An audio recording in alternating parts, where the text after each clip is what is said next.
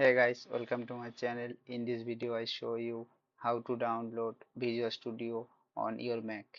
So first search VS Code download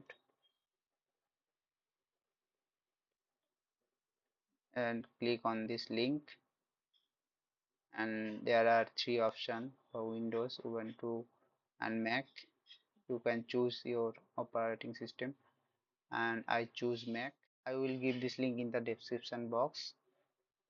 Now save, and it's starting for download.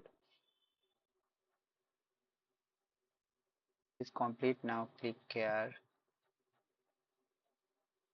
Then here is this file, Visual Studio Code, and click double click.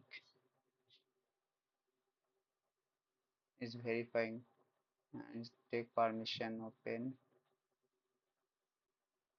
Here is it, Visual Studio Code homepage. You can use it for code. Okay, thank you for watching my video, and if you watching this channel first time, then please like, comment and subscribe my channel and help me to grow my channel. Thank you. Bye bye.